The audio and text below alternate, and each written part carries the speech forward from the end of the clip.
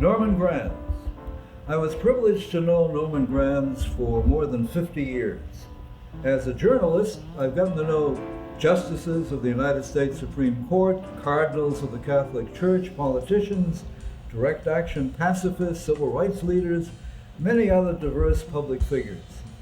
But Norman Granz was the most honest, stubborn, and principled person I've ever known.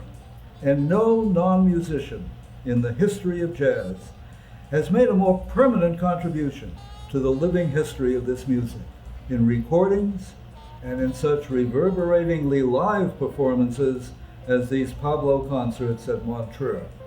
Clark Terry, the nonpareil trumpet player, said to me, "There is no one in the history of jazz who has had more respect for the musicians than Norman Granz." Once, he said, a lot of us regular troops, Ella Fitzgerald, Dizzy Gillespie, Benny Carter, and me among them, were booked into a place in Italy where they didn't have a dressing room. We had to dress out in the cold. The producer couldn't understand why we looked so upset. Norman simply said, "Okay, let's split.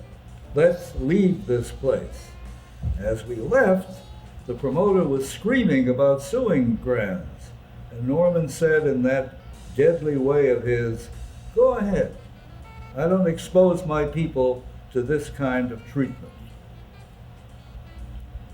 The clearest description of the character, the very essence of Norman Granz, is by his close friend Oscar Peterson, who was heard in this series of performances which, in keeping with Norman's insistence on the highest quality possible for the music he produced and the settings in which that music was produced, is strikingly superior to most other films of the jazz experience. Of Norman, Oscar Peterson wrote in his memoir, A Jazz Odyssey, he abhors dishonesty, he refuses to even talk to anyone who qualifies as a liar in his book, he is repelled by anyone and everything that smacks of bigotry and racism.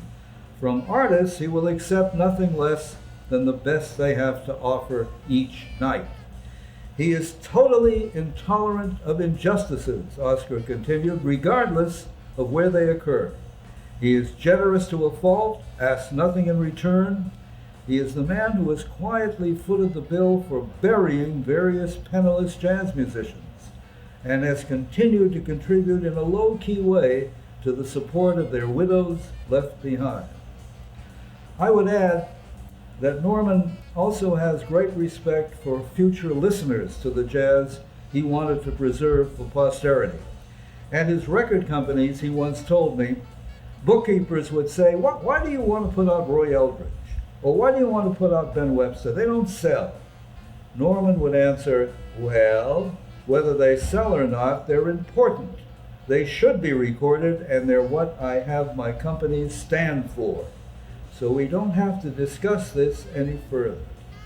Back in 1954, I wrote in Downbeat, Granz, more than any other single force in jazz, has consistently supported those artists that form the mainstream of the jazz tradition, artists whose roots are life-deep in the music and without whom there would have been no subsequent modern jazz, cool or turbulent.